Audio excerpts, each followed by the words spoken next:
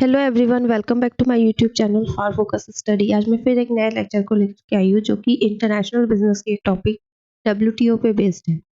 WTO हमारे लिए बहुत इंपॉर्टेंट टॉपिक बन जाती है क्योंकि इस बार भी इससे क्वेश्चंस बने थे और लगभग बनते ही हैं। ये एक इम्पॉर्टेंट टॉपिक है। इस बार दिसंबर 2023 में भी इससे क्वेश्चन आए थे, तो इसीलिए ये हमारे लिए एक इम्पॉर्टेंट टॉपिक है। और आज हम इसके पूरे हिस्टोरिकल फैक्ट्स, इसके organisational structure, workings, principles, conferences, सब चीज़ को इस लेक्चर में कवर अप करेंगे। तो लेक्चर को एंड तक देखिएगा, बने रहिएगा और हम एक-एक करके सारी चीज़ों को कवर अप करते चलेंगे।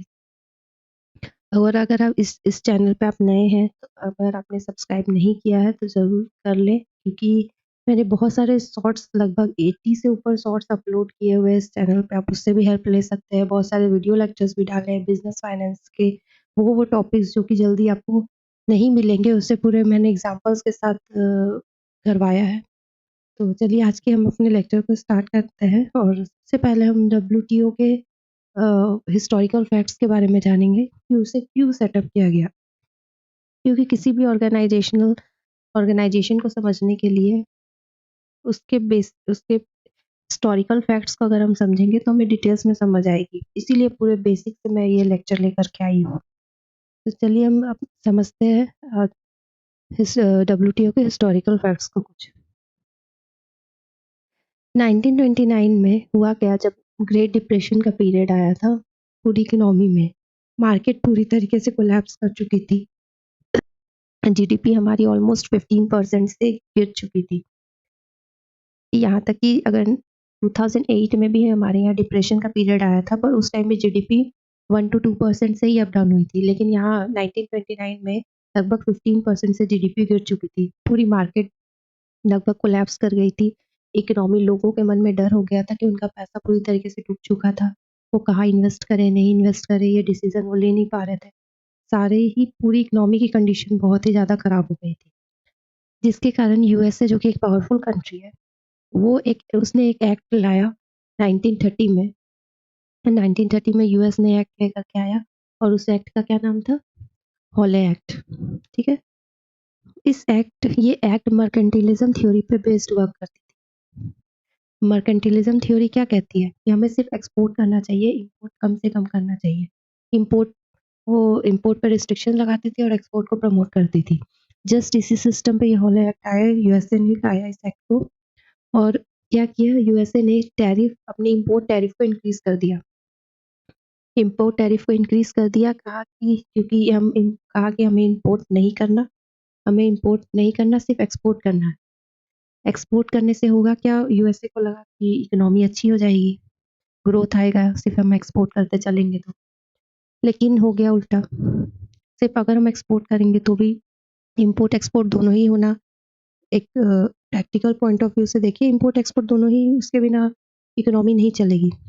तो जो डिप्रेशन का पीरियड हुआ, यूएसए को देखते देखते बाकी कंट्रीज भी, यूएसए ने जब इंपोर्ट टैरिफ लगाया तो बाकी कंट्रीज भी धीरे धीरे अपने प्रोविजंस के अनुसार वो भी टैरिफ लगाते चली गई। क्योंकि अगर यूएस, जो कि पावरफुल कंट्री है, उसने ही इंपोर्ट पे बैरियर लगा दिया, तो बाकी सारी कंट्रीज भी उसी को फॉलो करने लगी। तो ऐसे ही करते करते जो डिप्रेशन था वो और ज़्यादा फैलने लगा। सारे कंट्रीज के बीच में एक टैरिफ वॉर स्टार्ट हो गया। Tariff war started, import and export was totally disrupted. पूरी तरीके से वो डिसरप्ट हो चुकी थी। और यही कारण था हमारे वर्ल्ड वॉर सेकेंड होने का। वर्ल्ड वॉर सेकेंड होने का सबसे बड़ा कारण यही था, टैरिफ वॉर। ठीक है, ये थी कुछ हिस्ट्री। यहाँ पे जैसे कि मैंने लिखा भी है, after world war second the whole economy क्या हो गई थी हमारी, डिसरप्ट हो गई थी, पूरी तरीके से बर्बाद हो चुकी थी। उससे बाहर निकलने के लिए वर्ल्ड वॉर सेकेंड के बाद ही एक कॉन्फ्रेंस हुई थी, जो कि ब्रिटेन वुड कॉन्फ्रेंस थी 1944 में। कहाँ हुई थी? न्यू हैम्पशायर, यूएस में। तो इस जगह के नाम को आप याद रखिएगा, न्यू हैम्पशायर, यूएस में हुई थी। ये तो सब आपको पता भी होगा कि और इस कॉन्फ्रेंस के दौरान ही हमारी दो बॉडीज का सेटअप किया गया था। दो बॉडीज निकल के आई थी, एक आईएमएफ और एक वर्ल्ड बैंक। एक आईएमएफ और एक वर्ल्ड बैंक की सेटअप की गई थी, क्योंकि पूरी इकोनॉमी उस टाइम डिस्टर्ब हो चुकी थी, बर्बाद हो चुकी थी। तो फिर से उसे सेटअप करने के लिए कुछ बॉडीज़ चाहिए जो उस चीज़ को देखे, सँभाले, रेगुलेट करे। तो इसीलिए to regulate the international monetary and financial system 2 bodies की सेटअप किया गया। आईएमएफ को सेटअप किया गया मॉनेटरी ट्रांज़ैक्शंस को देखने के लिए, और वर्ल्ड बैंक के सेटअप किया गया फाइनेंशियल सिस्टम्स को देखने के लिए। तो ये थी पूरी हिस्ट्री। एक इसके अलावा भी ब्रिटेन वुड्स में इसके अलावा भी एक और बॉडी का सेटअप किया गया था, आईटीओ, इंटरनेशनल ट्रेड ऑर्गेनाइजेशन, जो कि अंडर हवाना चार्टर के अंडर आई थी। ये आईटीओ का सेटअप किया गया था, जो कि हवाना चार्टर के अंदर आई थी। पर ये जो आईटीओ थी, ये उतनी सक्सेसफुल नहीं थी। आईटीओ उतनी सक्सेसफुल नहीं थी क्योंकि यूएस ने इसे रेक्टिफाई नहीं किया था उस समय। यूएस एक पावरफुल कंट्री है, बाकी अदर सारे कंट्रीज़ ने रेक्टिफाई कर दिया था, पर यूएस ने नहीं किया था। यूएस को इसकी कुछ प्रोविज़न्स अच्छी नहीं लगी थी आईटीओ की, जिसके कारण यूएस ने इसका पार्ट बनने से मना कर दिया था। US does not ratify it, and US ने इसका पार्ट बनने से मना कर दिया। तो यूएस एक अच्छी खासी इकोनॉमी है, और अगर वही इसका पार्ट नहीं बनती, तो जिसके कारण ये बॉडी फेल हो गई, लेकिन आईएमएफ और वर्ल्ड बैंक अभी तक काम कर रहे हैं। तो ये थी डब्ल्यूटीओ के रिगार्डिंग कुछ हिस्टोरिकल फैक्ट्स। अब हम आगे बढ़ते हैं और जानते हैं दूसरे गैट के बारे में। अब 1947 में 30 अक्टूबर 1947 में गैट की स्थापना की गई। अब गैट आया, गैट ने 23 कंट्रीज़ ने गैट को रेक्टिफाई किया, और ये गैट कहाँ पे सेटअप हुई? जेनीवा में। इसका हेडक्वार्टर कहाँ है? जेनीवा में। ठीक है? और ये 30 अक्टूबर 1947 में आई थी, लेकिन ये फोर्स में कब आई? जनवरी ये फोर्स में कब आई? 1 जनवरी 1948 से ये फोर्स में आई। ठीक है? गैट वाज एप्लीकेबल, लेकिन कुछ खामियां रही थी गैट में, जिसके कारण डब्ल्यूटीओ आई होगी। तो क्या-क्या खामियां थी? वो इस इम्पोर्टेंट फैक्ट्स के अंदर समझेंगे। GATT was applicable to merchandise goods and limited to removing the tariff of goods only. GATT general agreement on trade and tariff, इसकी फुल फॉर्म है, जो कि सिर्फ मर्केंटाइज गुड्स पे लगती थी। इसके अंदर सर्विसेज कवर नहीं थी, ये ओनली मर्केंटाइज गुड्स पे लगती थी, और जिसके कारण जिसके कारण भी ये एक इसकी ड्रॉबैक आ गई। और दूसरा बात कि GATT was just an agreement, not an organisation. GATT जो थी वो जस्ट एक एग्रीमेंट थी, एक ऑर्गेनाइजेशन नहीं थी। क्योंकि एग्रीमेंट थी ये, तो ऑर्गेनाइजेशंस की ना मेंबर होती है। अगर एग्रीमेंट है तो उसमें तो मेंबर्स होंगे नहीं, जस्ट एक पार्टी होती है उस एग्रीमेंट के अंदर। तो इसीलिए इसमें मेंबर्स बोल के नहीं थे, सब सिर्फ एक एग्रीमेंट के तहत थे गैट के अंदर। GATT structure was highly bureaucratic, but WTO is much faster in terms of implementation of international agreement. GATT की जो स्ट्रक्चर थी वो हाईली ब्यूरोक्रेटिक थी, मतलब बहुत स्ट्रिक्ट रूल्स एंड रेगुलेशन थी। लेकिन डब्ल्यूटीओ के अंदर इसको थोड़ा लिबरलाइज किया गया, काम फास्ट होने लगी। उसके डब्ल्यूटीओ के ऐसी प्रोविजंस आए जो कि फास्टर काम करते थे, इम्प्लीमेंट्स फटाफट हो। तो under GATT participating countries are not called as member, they are only considered as contracting party. जैसा मैंने बताया, क्योंकि ये एक ऑर्गेनाइजेशन नहीं थी, तो गैट के जो मेंबर्स थे वो जस्ट एक कॉन्ट्रैक्टिंग पार्टीज के तरह थे, वो मेंबर्स के अंदर उनको कंसिडर नहीं किया जाता। तो ये थी कुछ कारण कि गैट को क्यों हटाया गया और डब्ल्यूटीओ को लाने का क्या कारण था। तो अब हम डब्ल्यूटीओ पे आते हैं। तो सबसे पहले हमने समझा डब्ल्यूटीओ की हिस्टोरिकल फैक्ट्स को, फिर गैट आई एग्जिस्टेंस में, देन अब उसके बाद हम डब्ल्यूटीओ के एस्टेब्लिशमेंट को पढ़ेंगे।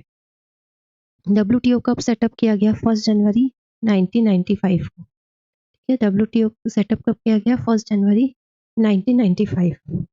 इसकी हेडक्वार्टर कहाँ है? डब्ल्यूटीओ की हेडक्वार्टर कहाँ है? जेनीवा, स्विट्जरलैंड में। ठीक है, और इसकी member countries, total member countries 164 member countries है, और 25 ऑब्जर्वर कंट्रीज। WTO की टोटल 164 मेंबर कंट्रीज है और 25 ऑब्जर्वर कंट्रीज है। और रिसेंटली जो कंट्रीज ने ज्वाइन किया है 2016 में वो है लिबेरिया एंड अफगानिस्तान। WTO इसका आउटकम था Uruguay round. WTO is the outcome of eight round जो नोन एज उरुगे राउंड।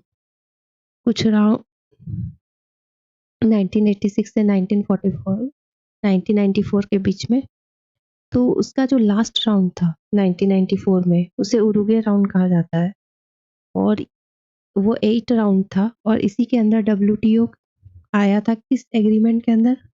तो इस एग्रीमेंट का नाम आप याद रखिएगा। किस एग्रीमेंट के अंदर आया था? Marrakesh agreement. किस एग्रीमेंट के अंदर? Marrakesh agreement which includes a major revision जिसमें गैट को पूरी तरीके से हटा करके उसके जो प्रोविजंस को पूरी तरीके से चेंज करके WTO को सेटअप किया गया। गैट को which includes a major revision in general agreement on trade and tariff। ठीक है, तो WTO की ये सब डेट्स आप याद रखिएगा। 1 जनवरी 1995 में सेटअप हुई थी। इसका हेडक्वार्टर स्विट्जरलैंड जेनीवा में है। इसके मेंबर कंट्रीज टोटल 164 है और 25 ऑब्जर्वर कंट्री है। उसके बाद जो रिसेंटली कंट्रीज ने ज्वाइन किया 2016 में वो लिबेरिया एंड अफगानिस्तान है। WTO इसके आउटकम है टोटल 8 मीटिंग्स चली थी, राउंड चली थी 1986 से 1994 तक। और जो लास्ट राउंड हुआ था उरुगे राउंड जिसे कहा जाता है उसके अंदर ही WTO को सेटअप किया गया था। ठीक है, और किस एग्रीमेंट के तहत? माराकेस एग्रीमेंट के तहत। ठीक है, जिसमें WTO को लाया गया और गैट्स के प्रोविजंस को पूरी तरीके से रिवाइज कर दिया गया था। WTO को लाने का जो प्रपोजल था किसने ड्राफ्ट किया था? एक प्रपोजल आया था, वो उसे कहते हैं ड्रंकल प्रपोजल। ठीक है, एक प्रपोजल को क्या कहते हैं? ड्रंकल प्रपोजल। याद रखिएगा, ड्रंकल प्रपोजल WTO से रिलेटेड है। WTO के अंदर 3 स्पेशल लैंग्वेजेस, ऑफिशियल लैंग्वेजेस को प्रिफर किया जाता है। कौन कौन सी? English, French, Spanish. ये 3 लैंग्वेज को WTO के अंदर प्रेफर किया जाता है। तो ये कुछ फैक्ट्स थी WTO से रिलेटेड। अब हम आएंगे इसके ऑर्गेनाइजेशन स्ट्रक्चर के ऊपर।